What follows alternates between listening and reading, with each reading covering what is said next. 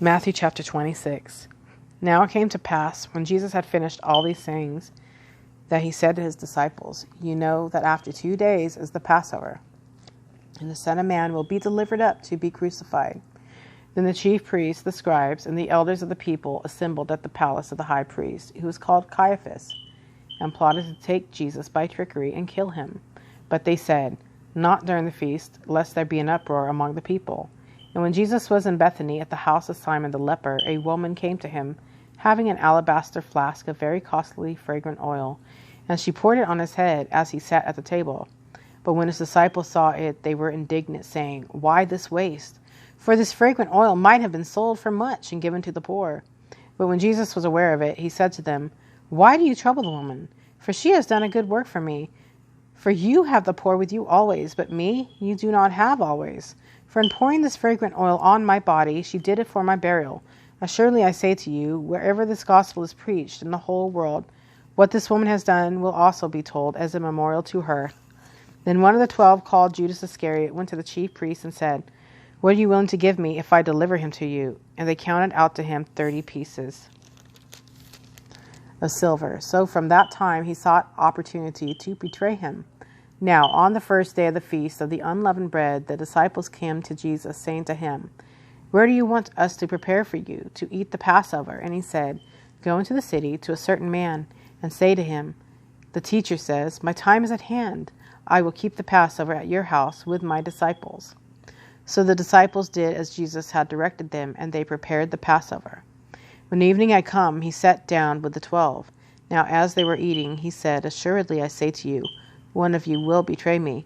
And they were exceedingly sorrowful, and each of them began to say to him, "Lord, is it I?"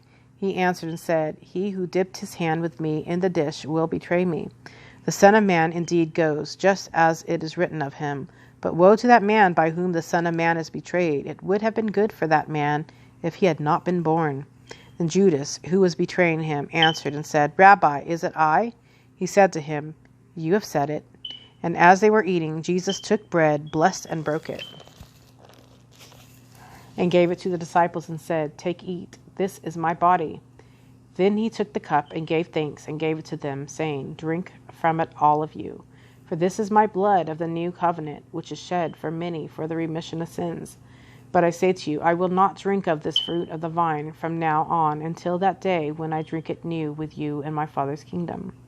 And when they had sung a hymn, they went out to the Mount of Olives.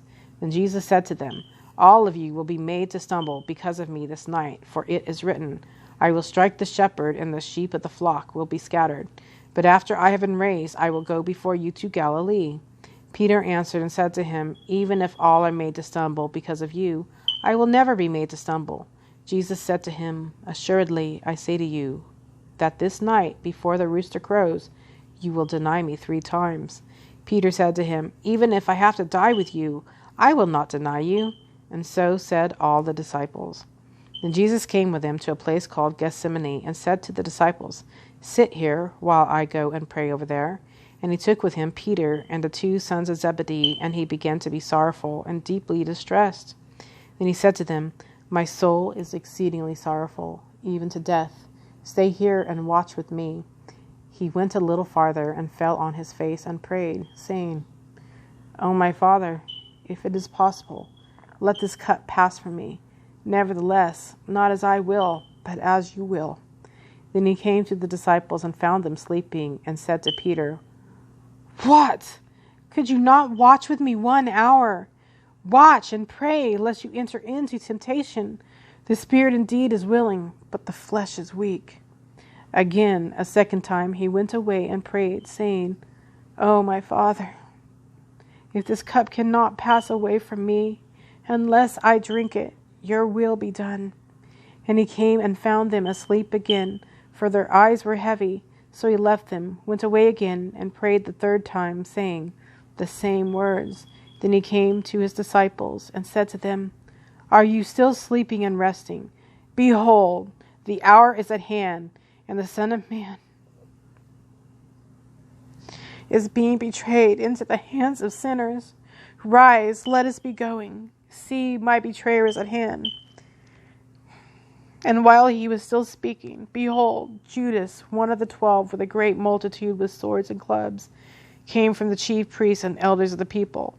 Now his betrayer had given them a sign, saying, "Whomever I kiss, he is the one. Seize him." Immediately he went up to Jesus and said, "Greetings, Rabbi," and kissed him. But Jesus said to him, "Friend, why have you come?" Then they came and laid hands on Jesus and took him. And suddenly one of those who were with Jesus stretched out his hand and drew his sword, struck the servant of the high priest, and cut off his ear. But Jesus said to him, "Put your sword in its place, for all who take the sword will perish by the sword. Or do you think that I cannot now pray to my Father, and he will provide me with more than 12 legions of angels? How then could the scriptures be fulfilled, that it must happen thus?" In that hour Jesus said to the multitudes, "Have you come out as against a robber with swords and clubs to take me? I sat daily with you, teaching in the temple, and you did not seize me. But all this was done, that the scriptures of the prophets might be fulfilled." Then all the disciples forsook him and fled. And those who had laid hold of Jesus led him away to Caiaphas, the high priest, where the scribes and the elders were assembled. But Peter followed him at a distance to the high priest's courtyard. He went in and sat with the servants to see the end. Now the chief priests, the elders, and all the council sought false testimony against Jesus to put him to death, but found none. Even though many false witnesses came forward, they found none. But at last 2 false witnesses came forward and said, "This fellow said, I am able to destroy the temple of God and to build it in 3 days." And the high priest arose and said to him, "Do you answer nothing? What is it? These men testify against you." But Jesus kept silent, and the high priest answered and said to him, "I put you under the oath by the living God. Tell us, if you are the Christ, the Son of God." Jesus said to him, "It is as you said. Nevertheless, I say to you, hereafter you will see the Son of Man sitting at the right hand of the power and coming on the clouds of heaven."